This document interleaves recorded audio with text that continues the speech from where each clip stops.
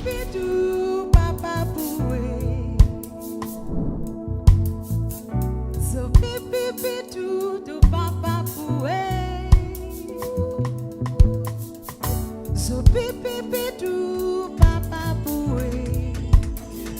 I'm blessed to be interviewing my sister, Dudu Manhenga. Many of you may know her as one of Zimbabwe's iconic songstresses, but there is so much more to her. Without preempting her story, I have just one thing to say. If you have ever felt defeated, sapped of energy, then you will want to hear Dudu's story. From fame to life challenges to overcoming them and lifting herself up from the ashes. Ladies and gentlemen,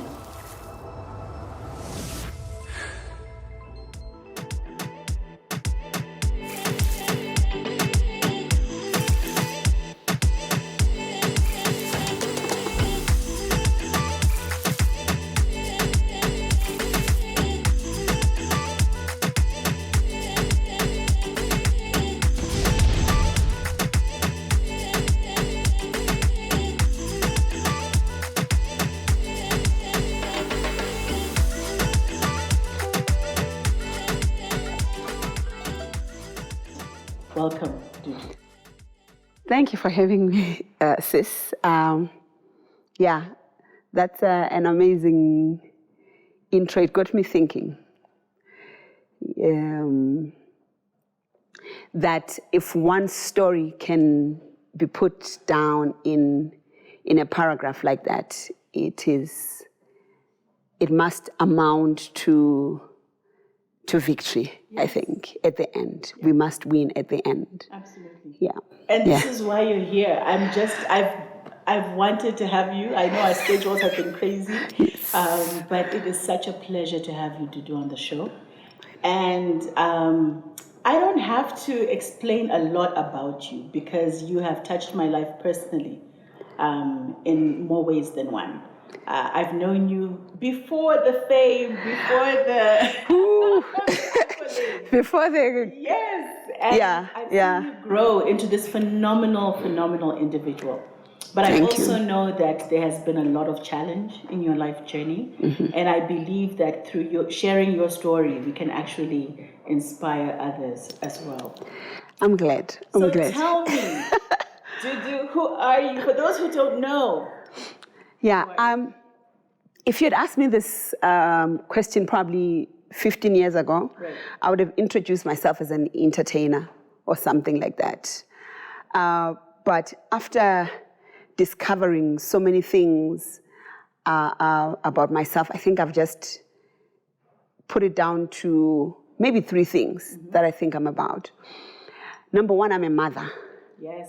That's the most important thing, and I think the highest qualification that is uncontestable. No one can contest me on that one or say, oh, you don't qualify. So if everything else falls off, I'm still the mom, my children's mother, and the rest of the world can say whatever they want, but I'm mom to my children, and that's the best thing that has ever happened to me. And it took that journey for me to notice and to actually give attention to it, that the people who get hurt the most when we go through stuff are our children, yes. you know. And they quietly suffer and they don't quietly suffer. Oh my God, if we have an opportunity, I will share with you how kids can be traumatized by what we go through. And then next I discovered that I'm a communicator.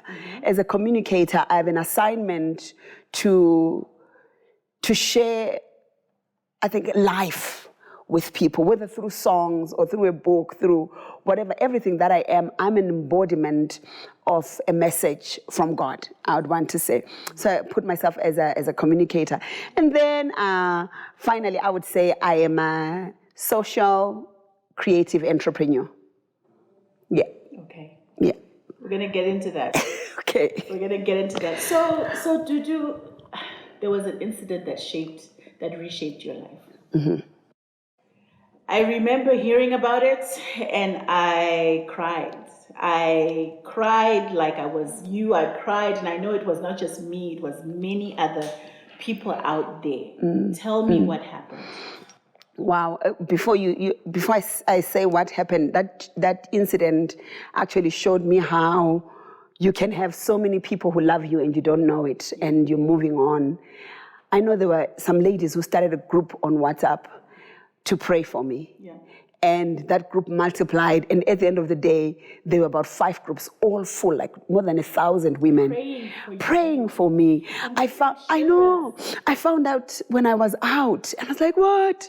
And I had meetings with some of them. They called me, sis, we want to take you out for tea. And I was surprised that all these women felt that my burden was theirs too. So in 2010, I was involved in a car accident, and the issue behind that, unfortunately, was that somebody lost their life. A family lost their, a member of their own family, and so after fast forward, about 3 years and 8 months later, the issue ended up going to court. And wait a minute, 3 years later. Yes. It didn't happen then. No, it didn't happen then. That. Yeah, well. Okay. That's a detail that many people don't know about. The incident actually happened in 2010, actually on the same day that Sim Tukudzi died. Wow. It was pretty much on that same day. Okay. So I normally used to drive with a licensed person because I only had my provisional. Mm-hmm. And so on that day, because he had dropped me off at the book cafe and he had gone off, and then the news about Sim's passing came. So I thought, okay, let me take the car and go and park it at one of my sister's house so she can pick up the kids later. And then the accident happened at the gate at my sister's house as I was turning into the gate. And that's in 2010. And then only 3 years, 8 months later, that's when the issue started going into court, and eventually ended up with my incarceration. And I think for me, the wait was more painful than the final verdict. Right.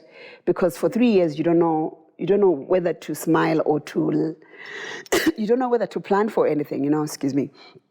And each time I had to go to the police station to tell them that I'm around, I haven't run away. So every single day on Monday, I had to go and report to the police between 6 a.m. and 6 p.m. in the morning that I've not left the country. And so that happened for like 3 years and 8 months. And I had to report if I needed to go out of the country. I had to apply. Yes, I had to apply for it and then be given my passport from the sheriff's office for me to be able to travel. And it just was an intense moment. And I think for me, finally getting that verdict was, okay, now I can completely put this behind me. But let's go back to it. Yeah. I'm trying, and when you tell the story, it seems as if it's, you're narrating it, but I know that it goes deeper for you. Absolutely. The moment it happened, what went through your mind? What did you think of? And how did you deal with the family of the deceased? Yeah, how was that for you? To start with, I think the first thing that happens is like, oh my God, what's going to happen now? And oh, by the way, this gentleman didn't die on the spot. He died about 3 hours later in hospital. So at first, when we spoke to him after the accident, he was talking back and stuff like that. It was like, okay, he's going to be fine. And then when we had to go later on to be told in hospital that he hadn't made it, that was, I don't know how it makes you feel. I think there are certain parts in us that if you feel like there's this extraction. I think vacuuming that happens, like something is pulled out of you, because how does one ever prepare for that? You can't ever be ready for something like that. Yeah. I remember I just sat down on the floor there and I was thinking, okay, now what? I think more so for me, just thinking about the family that has lost someone and how they were going to be able to process that, because I was there, I'm alive. At that moment, you think it should have been me. At least my family would handle this. It should have been me, not this person. Yeah. And there's so many things that you start replaying. Maybe I shouldn't have done this. Maybe I should have. Maybe I shouldn't have. And you can't undo it. Was there ever a moment where you said, you know what, I can't handle this. I'm gonna jump ship. I'm gonna cross over the border and deal with this anymore? Or did you ever get to that? No. It never crossed my mind. But for me, it would have been a selfish move. Okay. Because then this family needed closure. They needed to see the course of justice taking place. So that would have been selfish. I don't think, I don't process life like that. Yeah. So I think for me, it was just, I think the support system around me, my pastors and my other family members who came through to go and have a conversation with that family to tell them this is what had happened. And that support system became so important. Yeah. I couldn't go to the funeral because the widow wasn't ready to meet with me and stuff like that. We're going to pick up from there because I think for me, all these questions are now coming into my mind off script. Yeah. But absolutely. I think I would want to then hear from you about, just you transitioning into jail, and how was that? I always say to myself, oh my Lord, if I were to be that, I don't know if I would be able to make it. But you are sitting here and you are able to tell us that there is life after those challenges. Yeah. So we're going to take a commercial break. If you are watching EN, I am with Dudu Manhenga, and she's sharing her life story. We'll see you soon.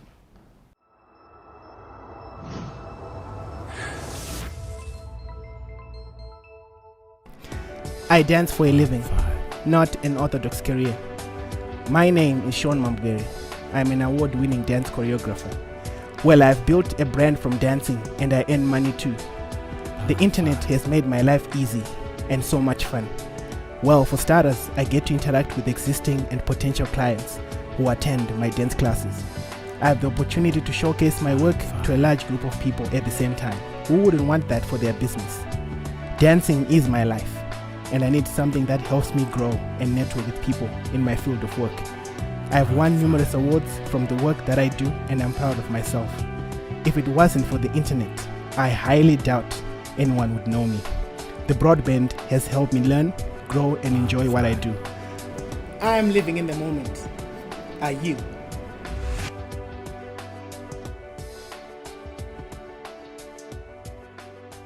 Pond 5.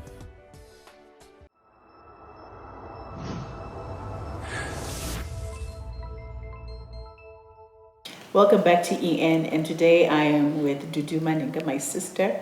So Dudu, we were talking about the fact that you had now gone through this challenge, and I just wanted to ask you, when the judgment came through and they took you, what did that feel like for you? What went through your mind? Had you prepared for it? Were the lawyers saying, you know what, you need to prepare for this, this may be a possibility? It was actually a big surprise even for the lawyers. Okay. Because when, with the nature of the case, that wasn't an expectation. But with the nature of the person, I guess, I think I've heard a lot of testimonies of people who said, from that day, I stopped giving my unlicensed son the car to drive. I had people coming into my inbox saying to me, I stopped driving with my provisional, so I'm working on my license. Your story made me really shape up. I guess probably whatever I don't know how to say this without sounding, the legal system achieved what they probably wanted to achieve using a public figure to cause people to be deterred from a certain behavior. And I think we needed to talk to them about giving me an award of some sort. But, so the testimonies that then came from people saying because of this being done, I mean, looking at the case also, generally the lawyers were saying the expectation is that you will get a fine or community service or something like that. But because of the nature, like I'm saying, without repeating myself, I think they then thought, you know what, for people to stop this behavior, let's be harsh with Dudu. And so when it came, the judge said, this is what we're doing. Okay, so if it were me, and I can never really say fully what I would do, but I think the things that when I look at your story, the things that would run through my mind would be my kids. Yes. How do I reconcile with my children? How do I tell them that this is what's happening? My passion, my work, my future, all the plans that I've made. Yeah. I think, Ems, when you've got something like this hanging over you, all you want to do, it's like you've got this leg that is so, and you want to amputate. You just want to cut it off so that you know that you're moving on without the leg or whatever is coming. I think that's the place where I was. Like I'm telling you, understand that it was now like 3 years and 8 months later, and this thing had been dragging and dragging. So it meant that I wasn't also 100% what I should be to my children. Whenever a phone call came in and it was a number I couldn't identify, my heart would skip a beat because I wouldn't know whether is it finally here? Is it finally happening? When I would see a landline calling me, you know, I'd be wondering, is it finally the police? Is it, are they coming to get me at home? What's going to happen? And so for me, that sentence, when it came, my first thought wasn't, oh no, that's too much. My thought was like, oh, finally, whatever is, I'm going to put this behind me. But I don't know, God is so good. The previous night, I was ready. I think God made me ready for this. I had a dream, and I saw myself in a certain space. And I told my young brother that I'm going to be taken into prison tomorrow. So get ready, take care of the kids. So I sat with my siblings, and I didn't tell my husband I'd seen that because he was just going to crash. He was too close to it. Yes, he was. So I told my siblings, this is what is happening tomorrow. And I actually dreamt myself putting on my yellow dookie, and the uniform in prison is this yellow garb and then a green garb for those that are, So I knew something was coming, from a spiritual side of things. God had prepared me for it, and I think for me it didn't matter what it was. All I wanted was for it to come to an end.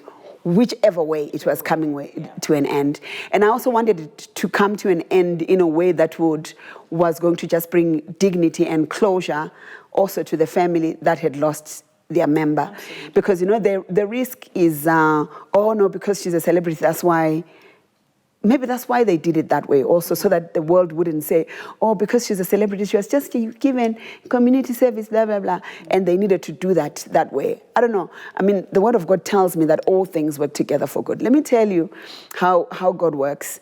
Last year, a friend of mine, a very close friend of mine, bumped into the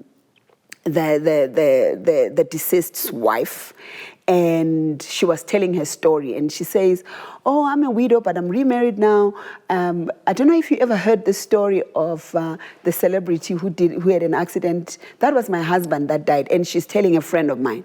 And then this friend of mine says, oh, that's my sister. Like, we are sisters. I mean, for me to say even friend is something else.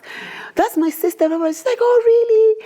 Oh, it would be nice. I've not seen her. It would be nice to meet up with her. Imagine. Then COVID happened, then we had stretches, but now the communication line is open for me to have conversation with that that amazing woman, that family. So imagine if things hadn't gone down that way. And when Rugare told me the story, this woman wasn't speaking out of bitterness. She was just retelling a story of what had happened to her. And I wouldn't have. That was very important for you. And I think that was so much God for me to say, Dudu, I want you to know that everything you went through, this is how it has played out. And that there's a purpose for it. There is a purpose for it. Yeah. And so, one of the days I say to someone, I want this thing to finish off the way it should, so that maybe one day God wants me to minister to that family. I don't want them to have any doubt that there was any foul play on their part. So let's get into ministry. Yes. Because before you went in, you were not the person who came out. Absolutely. What happened? So I think Dudu has had a call of God on her life. And I like it when I speak about myself in third person. In the third person. Yes. And then I was denying it because I was pushing to be someone. Right. I was pushing to be someone. I'd come from a background where my mother got divorced, and at some point we were just living in this one room, and she was trying to make things work for us. And I said, I want to run away from poverty. I want to help my mom. I want to, help her take my siblings through school. I was driven by, I was running, when you're running so much, you're running so fast, and the thing that you're running from here finally just says, okay, I'm not going to chase this one, but you keep running. Yeah. And that's where I was. I really wanted to push Dudu. I was so driven at, or intent at being something in this world to prove that, the family that had rejected us as children, you were going to see, just driven by so much need to prove that we can make it without my dad's family because of how things had gone down with my mother. And I think sometimes, people are driven by many things, and some of them, they're killing you, So the motivations that drive us to do things may actually be the things that sap us from... Yes. Emotional energy. You are so focused on that, and you're not thinking about what other consequences could be happening around you because you're running with whatever. So that was Dudu. And so when the initial time that somebody came to me, I remember in 2005, this lady, a prophet, came to me and says, you've got a call of God in your life. I'm like, I've got a call of God to make the cash money. What are you talking about? The mullah, I've got problems to solve. I really didn't want to listen to that.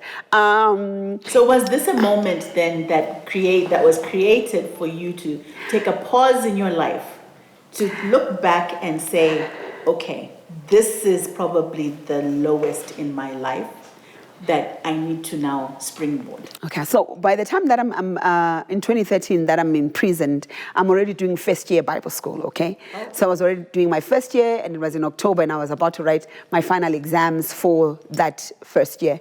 I think why God allowed that to happen, he just needed to have me get off my high horse a little bit.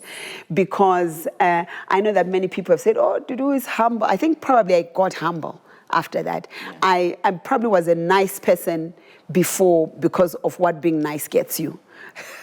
That's what gets you. I mean, if you're a nice person, you get ahead, man. Yeah, you generally get ahead. People like you because but I think it wasn't coming from the depths of yes. And I think pick up on that, Dudu. Yeah. And for very interesting. I want to hear that moment, that aha moment for you. This is EN. I am with Dudu Manhenga, and we are just about to get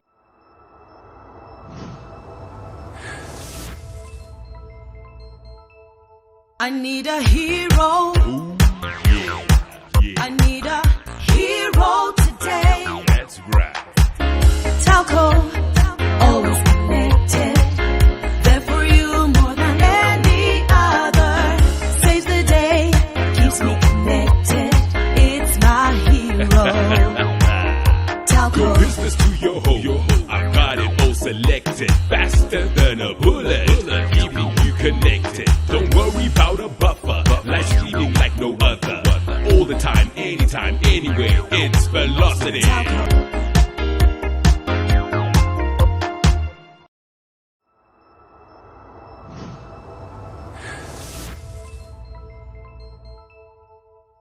Welcome back to EN. Dudu. So much to say. So much to say. Okay, yeah. So we were talking about the fact that, there was an aha moment that you must have gone through. Some moment of transition where you then said, you know what, I need to give my life to Christ. And I need to become a pastor, and all of what you are, and even the motivations around the books that you've been writing. We want to go into that. Okay. Tell me that moment when you said, deliberately, this is how I'm going to move my life forward. I think if I were to rewind and put it where exactly the moment is, it would need another whole episode, I tell you. But by the time that I went into prison, I had made up my mind that I was going to serve God somehow. But I think probably I was still thinking very high level. Like, I'm going to be preaching to ambassadors, and I'm going to be, still high flying, like, I think still in the same wavelength of wanting to be this public figure, this big person or whatever. But going into prison put me in a room with 31 other women who we're in this open space. The first night, I slept next to the toilet, and because I was a new one, so I came right there. And that was my bed that night. I think it makes you think about what being ordinary, actually what being human is all about. When I started to reconnect with people whose stories were nowhere like mine. Like when I was in there, I seemed as though I was a person of privilege, you know. And then that Saturday on radio, all the stations were playing my songs. So I kind of experienced my funeral kind of thing. You know how when an artist dies, they play all this music on that day. It was a somber moment. Yes, for me it happened, and all the radio stations were playing my songs, and the other prisoners, oh Ndiwe. But for me, I think that was the day that probably self-centered person was laid to rest, to say, you know what, there's much more to life than just thinking about myself and my family. When I was listening to the different stories, the women in there were telling me what they were hoping I would do for them when I get out.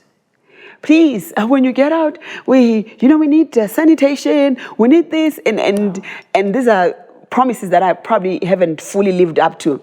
But the basic things that they're looking at me, and I'm like the person of advantage who is. You were an enabler to them. Yes, like. But at that moment, weren't you all the same? Because at that moment, everyone is in jail. Yeah, everyone is in jail, but I think in terms of the sentence, if you're talking to a person who's been given 10 years and you've been given 2, they're thinking, by the time because you are a celebrity, by the time you come out, you can do this and do this. And one of the things that was binding, I think what I want to do is to give people hope so much, because one of the things that was binding us in there as sisters, because we began to connect by surname. Oh, Madube, Manjenjenje. We had a section of Manjenjenje girls, because I'm a Dube, and we had a section of these girls who are the same surname. And in there, you're building new solidarity, and you're finding everyone wants a relationship, everyone wants hope. So the hope at that time was built around the fact that 5 months from the time that I got into prison, because I got into in October, November, December, January, February, come the former president's birthday, he was going to probably declare presidential pardon. So all of us were in there and saying, in 5 months' time, some of us the struggles are going to be over. Wow. So hope is the one thing that every human being needs. And I think that's what I've become now, more than anything, just to be that agent of hope, to say where you are now is temporary. You can get out. You can get out of this. It's only for a moment. There's nothing that will last forever. I mean, all the trials that we go through, coming from, just that down moment of beginning to say, okay, this is who I am. And when it all comes to, when the rubber meets the ground, we are all these human beings who need each other and who need to just feed off one another. So to that person who has gone through trauma, who has gone through a life challenge, and feels like this is the end of the road for them, what are your words to that person? It's possible to get out. You can actually get out. What you need to do while you're going through the trouble, I think you can't pay that school fees. I say to people, tears are school fees. You can't pay school fees and not come out with the qualification of what you went in there for. So one must learn everything that needs to be learned through that season of pressing. One must become everything that season is drawing out of you. Otherwise, it's then in vain. And one must keep on saying, I think for me, my one thing was, if I don't come out of this, I've got a daughter. My firstborn is a girl. How is she going to handle life? So that was motivation for you? Motivation for me to say, if I don't come out. So let me tell you a funny story. There's this event that had been booked to do on the 26th of October, 2013. And it was a fundraiser for school fees for young ladies. I'd set up an event with diplomats' wives and whatever, and we're going to fundraise. And so I came out of prison on the 25th. That morning, one of the ladies came to collect me at home. The day I had been released from prison. Wow. she came and she says, you are just going to go and sing.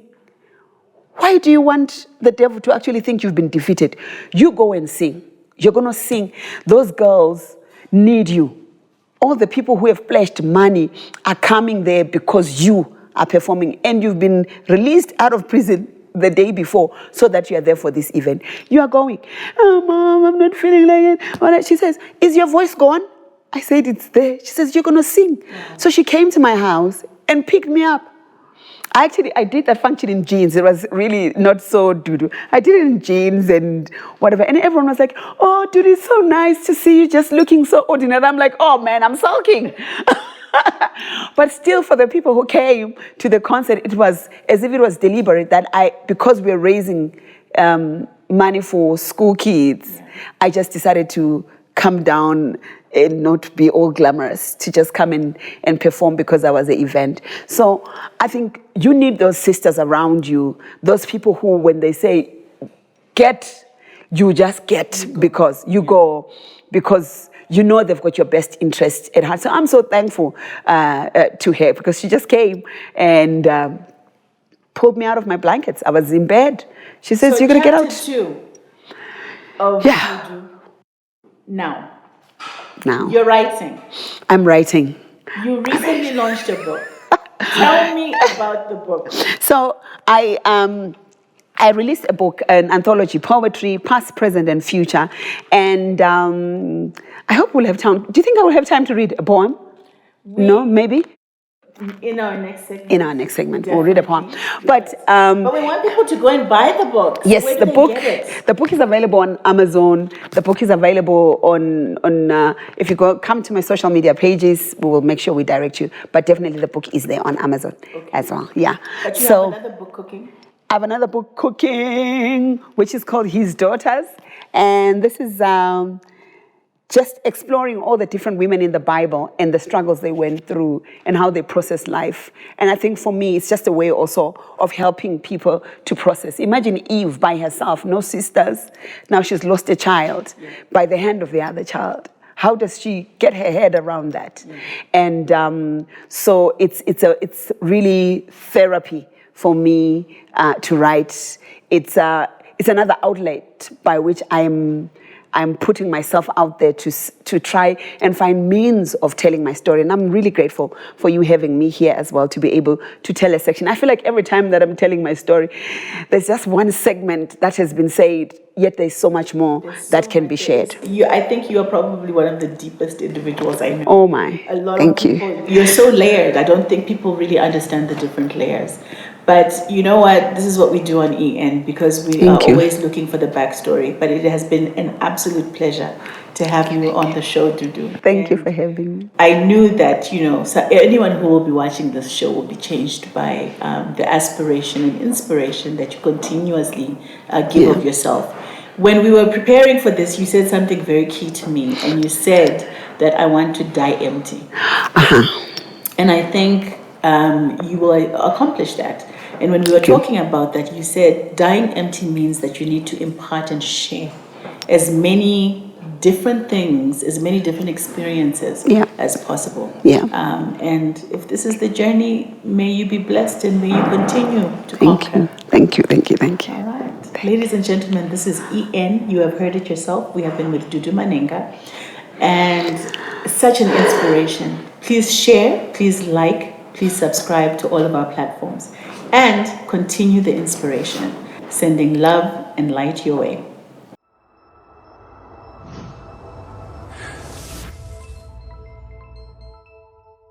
My name is Tanaye, and I am a freelance writer, blogger, and a social media content creator who's slowly moving into video creation for YouTube. I've been writing for the past 3 years, and to be honest, I've enjoyed the experience. I enjoy it because I get to work from home. I get to work from awesome cafes around town. I get to work from parks, wherever I really feel the inspiration can come from. Broadband has helped me because it has made my life a lot easier, because I get to interact with a lot of cool and awesome people that inspire my work.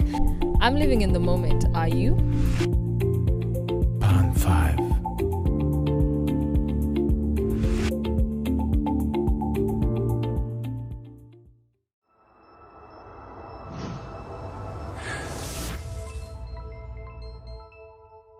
This is EN Extra, and this footage is only available on YouTube. Dudu, we did our episode, right? Yes. But I just felt like we needed to come back and kind of revisit some of one or two other issues, so that our viewers can really get a deep sense of where you are coming from. Yeah. You left prison and you went back home. How was that to go back home and to have the conversations with your kids? For me, that would have been something I probably would have labored around. But I probably know that God led you to have the right conversations. Tell me about that. Coming back home, I think changed me in that every day you think that I'm going to see them later. I was the mom on the run. I think my kids would probably testify to that.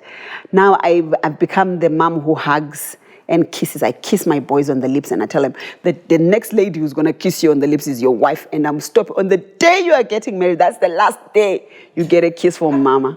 Because I realized that we miss out on so many moments because we are chasing many other things, Yes. you know. And hugging and touching. And hugging and touching becomes so important. I remember in the cell, I would close my eyes and imagine my children's faces and think of them and try to imagine what they're doing now and stuff like that, trying to sketch their faces.